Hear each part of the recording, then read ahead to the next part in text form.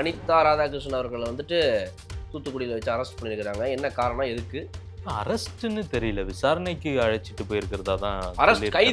கைது அவ்வளவுதான். இல்ல விசாரணைக்கு அழைச்சிட்டு போயிருக்கா சொல்லியிருக்காங்க. மேபி அவர் வந்து ஆன்டிசிபேட்டரி பெயில் கேட்டாரோ. கேட்டாரு, கோர்ட்ல போட்டாரு. மிஸ்ஸாவே பார்த்தவங்களாச்சே. ஏவாவேல் அவர்கள் விஷயத்தை என்ன சொல்லியிருக்காங்கன்னா, இந்த மாதிரி வந்து கொஞ்சம் உடம்பு சரியில்லைங்க, கொஞ்சம் ஹெல்த் இஷ்யூ இருக்குது, இப்போ வேணாங்க, அவரே அப்புறமா வருவார் திரும்ப, அப்படி சொல்லியிருக்காங்களா? எது வழக்கம் தானே, ஹார்ட் அட்டாக் வர்றது வழக்கம் தான். அவங்கள அட்மிட் பண்ணுவாங்க. சிஎம்மாக இருந்தால் கூட அவங்க எதிரில் இருந்து போய் பார்ப்பாங்க. இதெல்லாம் கடந்த காலத்தில் நம்ம பார்த்துருக்கோம். திமுகவுடைய வீர வரலாறுல அதெல்லாம் பொறிக்கப்பட்டிருக்கு பொன்னெழுத்துக்களால். ஏவாவேலு ஒரு பக்கம், ஒரு செந்தில் பாலாஜி ஒரு பக்கம், அடுத்து அனிதா ராதாகிருஷ்ணன், இப்படிதான் போயிட்டே இருக்கும்போது வண்டி எந்த பக்கம் திரும்புதுன்னு பார்த்தீங்கன்னா சேகர் பாபு அங்கதான் வந்து கடைசியாக எங்கே தான் நிறுத்தலான்னு வந்த வண்டியை. லாஸ்ட் ஸ்டாப் என்ன சார், எல்லாரும் ஏரியாச்சா வண்டியில, வண்டி போலாமா அப்படின்னு. சார் இங்க சார் ஒரே ஒரு ஆள் வரணும், மியூசிக் ஓடுது, தலைமை உள்ள வந்து ஏறாப்ல ரன்னிங்ல. மேங்க்ரூவ் ஃபாரஸ்ட் இருக்கக்கூடிய ரீஜன் வந்து அந்த சதுப்பு நில காடுகள் இருக்கக்கூடிய ரீஜனை வந்து பட்டா மாற்றி சிஎம்டிஏ அப்ரூவ் கொடுத்து 2000 வீடு கட்டுறதுக்கு பிரிகேடுக்கு அப்ரூவல் கொடுத்துருந்தாருல. சிஎம்டிஏனா சிஎம்டிஏங்கிறது வந்து ஒரு டிபார்ட்மெண்ட். ஓகே, இந்த சென்னை மெட்ரோபாலிட்டன்ல இருக்கக்கூடிய அத்தாரிட்டி, அவங்க வந்து டெவலப்மெண்ட் அத்தாரிட்டி. இதை தனி மினிஸ்ட்ரி ஆக்கி இந்த மினிஸ்டரா யார் ஆக்குனாங்க தெரியுமா? கடைசியா ஒருத்தர் வண்டியில ஏறினார்ல வாண்டடா வந்து, அண்ணன் சேகர் பாபு அவர்களை வந்து அதுக்கு மினிஸ்டர் ஆக்கிட்டாங்க. 3000 கோடி இருந்தது எங்க அப்பா அந்த டிபார்ட்மெண்ட்ல. 2021க்கு அப்புறம் இவரை தனியா மினிஸ்டரா போட்டு அதில் ஆக்கின அப்புறம் இந்த 3 வருஷத்துல இவர் என்ன பண்ணியிருக்கிறாங்க, இப்ப என்ன ஆயிருக்குன்னா சிஎம்டிஏ -1500 60 வருஷமா இருந்த ஒரு கார்பஸ் ஃபண்டை காலி பண்ணினது இல்லாம -1500 crores கொண்டு போயிருக்கிறீங்கன்னா 3000 கோடி கிட்டத்தட்ட 60 வருஷமா ஒவ்வொருத்தனும் 100 ரூபாய் 50 ரூபான்னு கட்டின பணத்துடைய கார்பஸ் ஃபண்டை காலி பண்ணியிருக்கீங்க அப்படின்னும் பொழுது இது எவ்வளவு பெரிய தப்புன்னு உங்களுக்கு இன்னும் கூட அந்த உணர்தல் இல்ல பாருங்களேன். 1,73,000 கோடிலாம் நம்ம பார்த்துருக்கிறோம் அப்படின்னு. என்ன பெரிய நம்பர், இது எதுக்கு ஒரு பெருசா பேசிட்டு இருக்காரு? கரெக்ட். ஆனா இது வந்து இத்தனை வருஷத்துல அந்த டிபார்ட்மெண்ட் கலெக்ட் பண்ணி வச்சிருந்த பணங்க.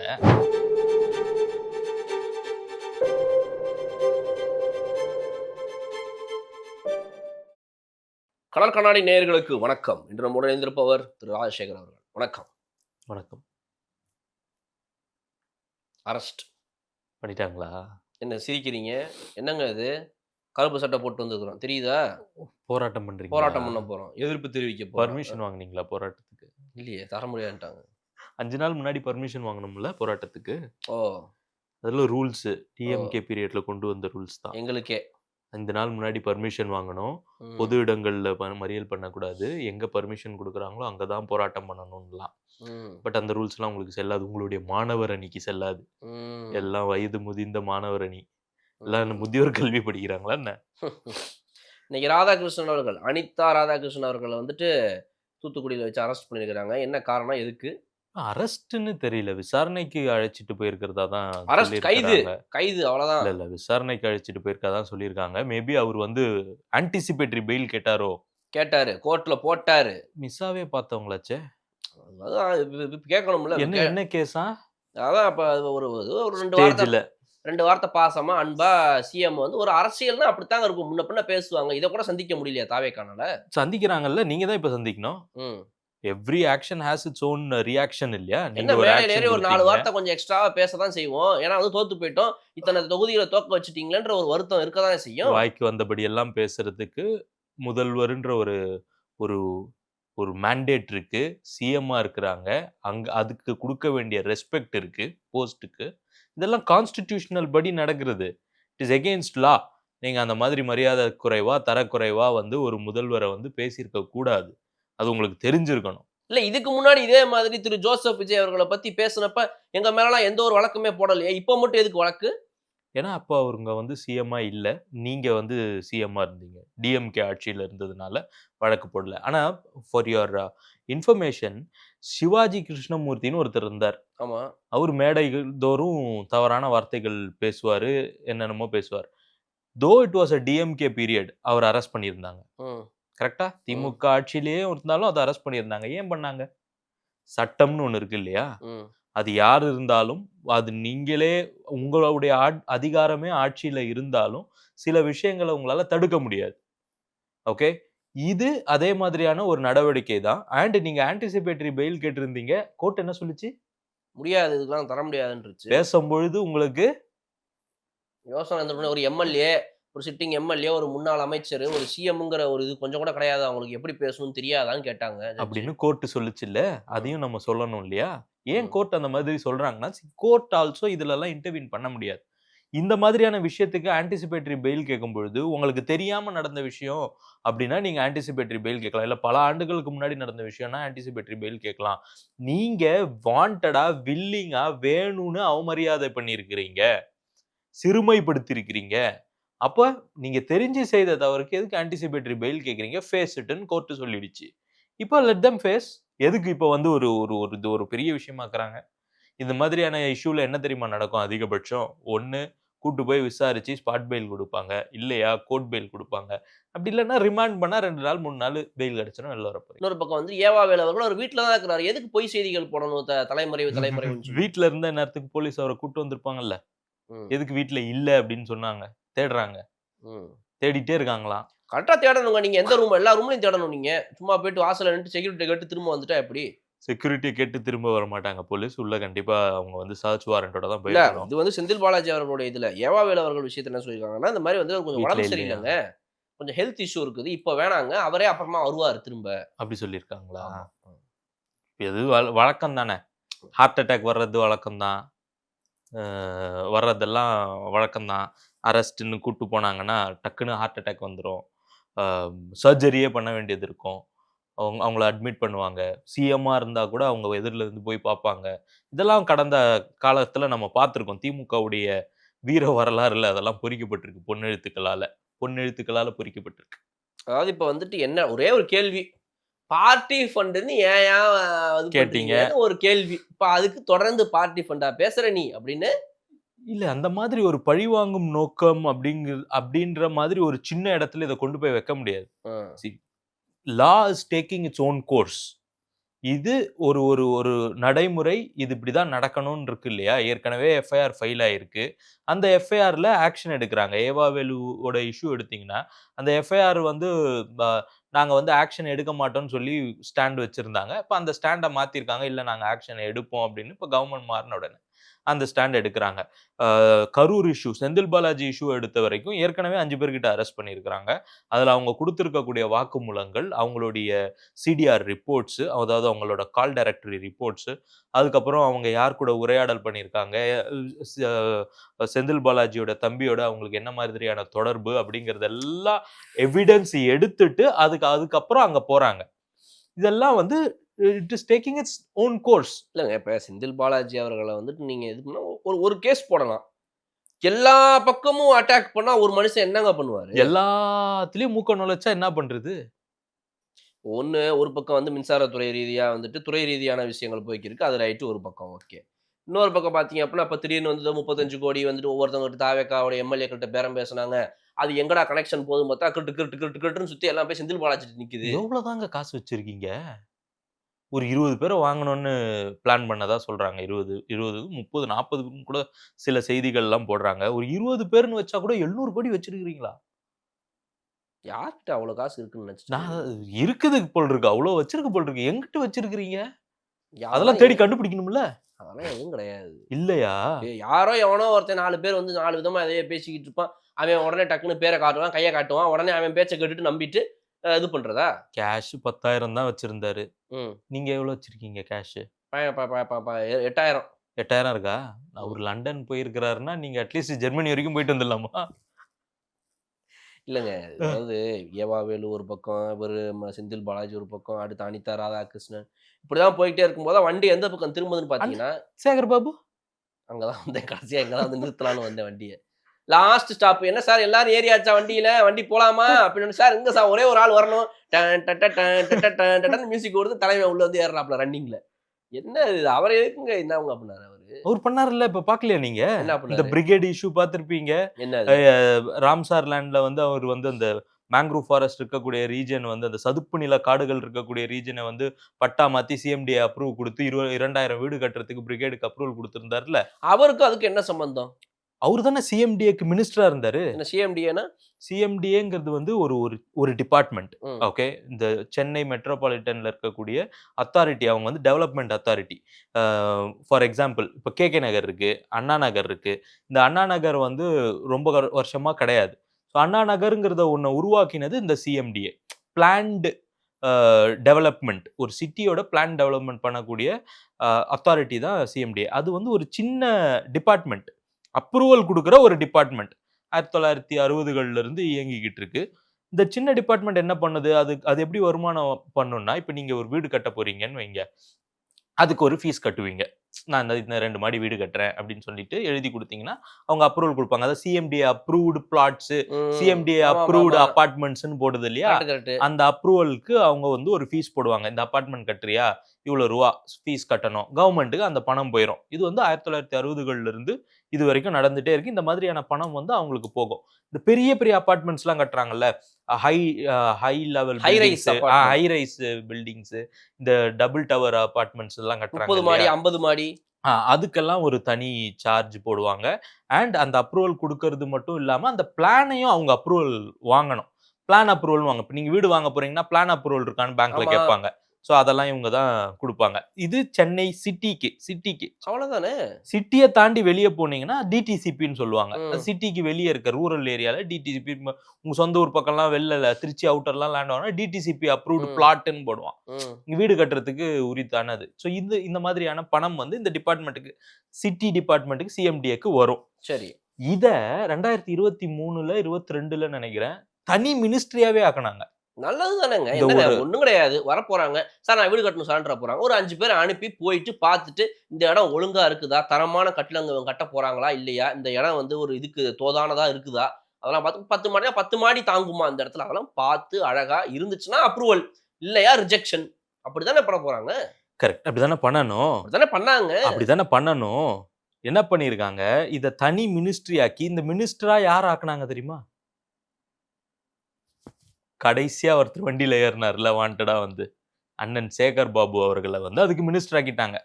இவரு வரும்பொழுது இந்த 1960ல இருந்து என்ன ஃபீஸ் வாங்கியிருப்பாங்க? ரூ. 100 கட்டு அந்த காலத்துல. இந்த பில்டிங் கட்ட போறியா? ஒரு ரூ. 100 ஃபீஸ் கட்டுப்பா. அப்ரூவல் குடுக்குறதுக்கு. அதான் கவர்ன்மெண்ட் ஃபீஸ். அத வாங்கி ஒரு அக்கவுண்ட்ல போட்டு வைப்பாங்கல்ல. சிஎம்டிஏக்குன்னு ஒரு பேங்க் அக்கவுண்ட் இருக்கும்ல. அந்த மாதிரி ஒரு கார்பஸ் ஃபண்ட் வந்து 60ஸ்ல இருந்து கிரியேட் பண்றாங்க. அப்ப அது வட்டி போட்டு, குட்டி போட்டு நல்லா வந்திருக்கும் இப்ப. நெறைய காசு இருந்திருக்கணும்ல. எவ்வளவு தெரியுமா இருந்தது? 3000 கோடி இருந்தது. அடேங்கப்பா! அந்த டிபார்ட்மெண்ட்ல. அந்த பணத்த வச்சு நெறைய நல்லது பண்ணலாமேங்க. 2021 வரைக்கும். ம். 2021க்கு அப்புறம் இவர தனியா மினிஸ்டரா போட்டு அதுல ஆக்குன அப்புறம், இந்த 3 வருஷத்துல இவரு என்ன பண்ணியிருக்கிறாங்க? இப்ப என்ன ஆயிருக்குன்னா சிஎம்டிஏ -1500ல இருக்கு. இல்ல 3000 கோடி இருந்தது. இப்போ மைனஸ் ஒரு 4500 கோடிய மக்களுக்காக செலவு பண்ணியிருக்காங்க அதுலருந்து எடுத்து. செலவு பண்ணியிருக்கிறாங்க. செலவு பண்ணியிருக்கிறாங்க. நீங்க அப்படி கூட அத கணக்குல வச்சுக்கலாம். பட் ஸ்டில் 60 வருஷமா இருந்த ஒரு கார்பஸ் ஃபண்ட காலி பண்ணினது இல்லாம -1500 crores கொண்டு போயிருக்கிறீங்கன்னா, உங்களோட சிஎம்டிஏங்கிறதோடைய வேலை என்ன? அப்ரூவல் குடுக்கிறது மட்டும் தான். ம். ஆனா, இவங்க என்ன பண்ணியிருக்காங்க, சிங்கார சென்னை 2.0க்கு ஃபண்ட் டைவர்ட். மினிஸ்டர் ஆன உடனே அந்த ஃபண்ட டைவர்ட் பண்றாங்க. அதுக்கப்புறம் கொளத்தூர்ல பில்டிங் கட்டுறோம். அந்த பில்டிங்க கட்டுறோம். இந்த பில்டிங்க கட்டுறோம். எந்த பில்டிங் கட்டுறதுக்கான உங்களுக்கு எக்ஸ்பர்டீஸ் கிடையாது. Chennai metro development authority. ஆமா. டெவலப்மென்ட்க்கு பிளான் வந்துச்சுன்னா, அத அத்தாரிட்டி வந்து பார்த்துட்டு சைன் போட்டு அனுப்பணும். கரெக்ட். அந்த அமௌண்ட்ட வச்சு நான் ஒரு ப்ராஜெக்ட்ட கிரியேட் பண்றேன். நான் புதுசா ஒண்ணு நடத்துறேன்றதெல்லாம் சொல்ல முடியாது. அது சொல்லக்கூடாது. பொதுப்பணித்துறை பண்ணும். Correct. ஊரக வளர்ச்சித்துறை பண்ணும். Correct. அவன் தான் பண்ணுவான் அதெல்லாம். பில்டிங் கட்டுறதுக்குன்னு தனித்தனி மினிஸ்ட்ரி இருக்கு, டிபார்ட்மெண்ட்ஸ் ரோடு இருக்கு. கட்டுறான் தான் நெடுஞ்சாலைத்துறை பண்ணும்போது ஓகே. ஸ்டேட் நெடுஞ்சாலைத்துறை இருக்கு. அந்த மாதிரியான ஒவ்வொன்னுத்துக்கும் ஒரு ஒரு அத்தாரிட்டி இருக்கு. ம். இவங்களுக்கு அதுக்கான எக்ஸ்பர்டைஸ் கிடையாது இந்த டிபார்ட்மெண்ட்டுக்கு. ம். இவங்களே என்ன பண்றாங்க? பில்டிங் கட்டுறாங்க. கலர் மீன் விக்கிறதுக்கு ஒரு பெரிய பில்டிங் கட்டி, கலர் மீன் விக்கிறவங்க எல்லாம் இந்த பில்டிங்குள்ள வாங்கன்னு சொல்லி கொளத்தூர்ல ஒரு பில்டிங் கட்டுறாங்க. வாடகைக்கு யாரும் வரவே இல்ல. இப்போ உனக்கு அத விக்கிறதுக்கான எக்ஸ்பர்டைஸ் உனக்கு இல்ல. அந்த பில்டிங் கட்டுனதுல அந்த டெண்டரை யாருக்கு குடுத்த?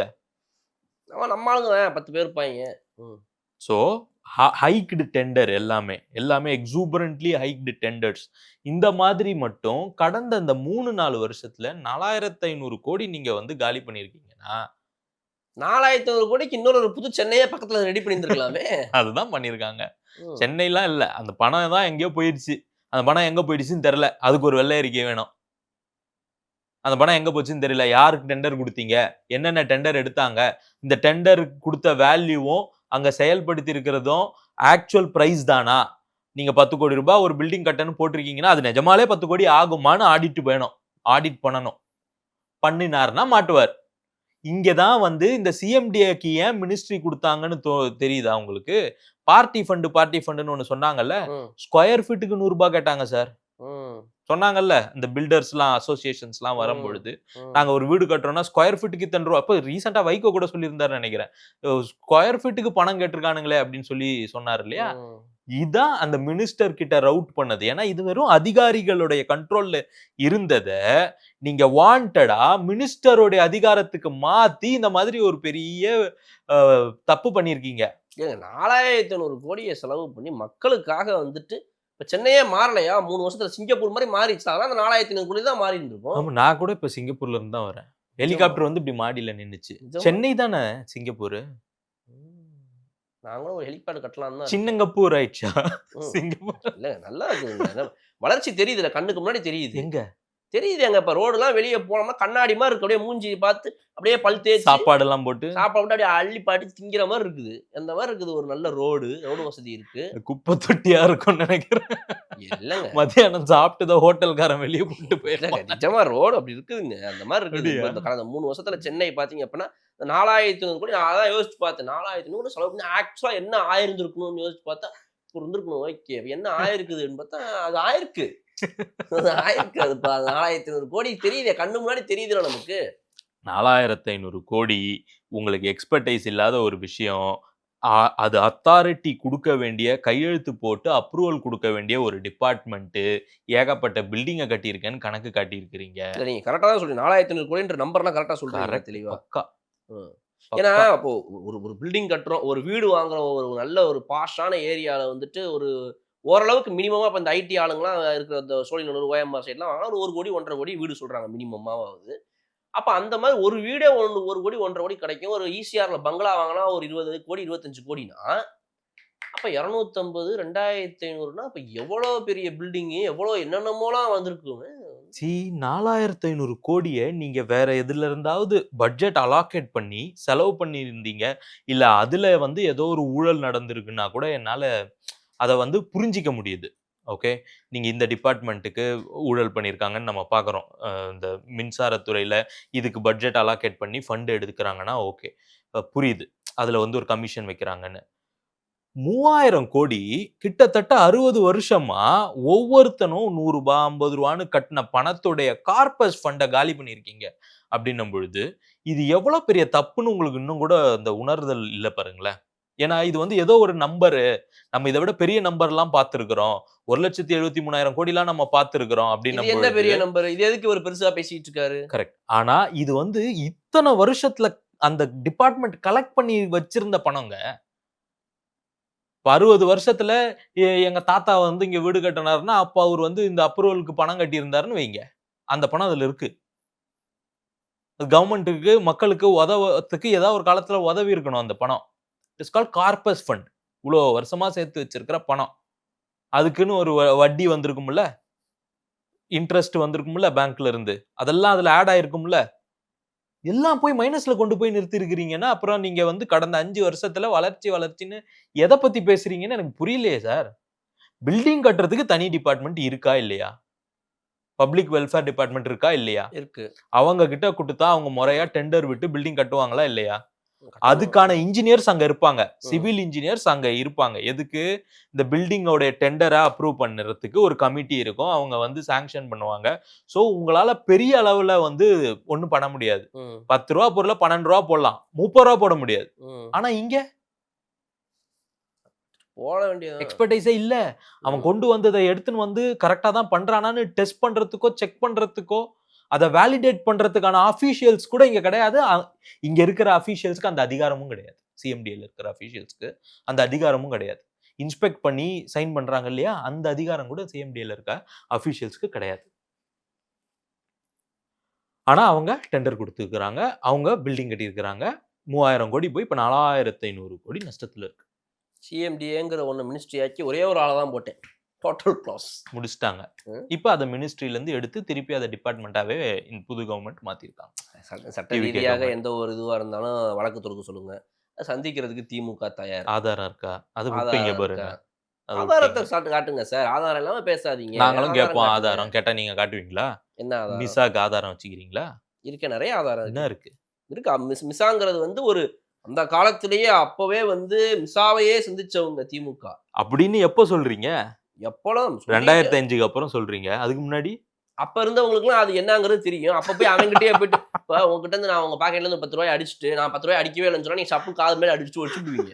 இப்ப இதே நீங்க போனதுக்கு அப்புறமா உங்க பிள்ளை கிட்ட போயோ உங்க பேரங்கிட்டயோ போயிட்டு நான்லாம் உங்க அப்பாட்ட அடிக்கவே இல்லடா அப்படின்னு சொன்னா அப்படியா சரி விடுங்க நீங்க அடிச்சிருக்க மாட்டீங்கன்னு விட்டு போயிருவான். அந்த மாதிரி எந்த ஒரு வரலாறையுமே என்னைக்குமே வரலாறுனா என்னங்க? வரலாறுனா வந்து முன்னாடி நடந்ததை இப்ப பேசுறதுதான் வரலாறு. அன்னைக்கேவா உட்காந்து பேசிக்கிட்டு இருப்பாங்க. அந்த 100 ஆண்டுகள் கழித்து வரப்போகிற மடியர்களுக்கு நாம் எப்படி இருந்தோம் என்று தெரியவா தெரியவா போகிறது? போகிறது. அந்த மாதிரி புரியுதுங்களா? அதனால வந்து மிஸ்ஸாலாம் வந்து உண்மையா சீரியஸான டாபிக் இருக்குது. அதனால தயவுசெய்து அதை பத்திலாம் வந்து ரொம்ப ஃபன்னா பேசாதீங்க. பேசிருவோம். ம். இப்போ மிஸ்ஸானா என்ன? அது மாதிரி internal security Correct. Internal security act. இந்த இன்டர்னல் செக்யூரிட்டி ஆக்ட்னா என்னன்னா, திமுக காரங்களுக்கு அந்த மிஸ்ஸான்ற வார்த்தையை கேட்டாலே அப்படியே கண்ணை மூடி ஐயோ நம்ம தலைவர் அன்னைக்கு அந்த மிஸ்ஸாவுல என்னைக்கு போட்டாங்க மிஸ்ஸா? ஆட்சி கலைஞ்சது ஜனவரி 31 நினைக்கிறேன். அந்த 6-7 மாசத்துல ஒரே ஒரு பொலிட்டிக்கல் கைதி ஃப்ரம் ஏடிஎம். மீதி யாருமே பொலிட்டிக்கல் கைதி கிடையாது. ஏங்க சும்மா நீங்க கதை மிஸ்ஸால கைது ஆயிருக்காருங்க அவரு. நான் சொல்லிக்கிட்டு இருக்கேன்ல, மிஸ்ஸா பீரியட்ல கைதாகிறது வேற, மிஸ்ஸால கைதாகிறது வேற. எப்படி எப்படி எப்படி